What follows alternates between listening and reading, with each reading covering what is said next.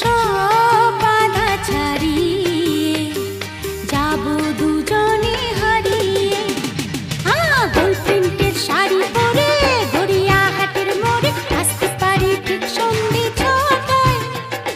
পেলাম যে কথা নিতে পুজো অষ্টমীতে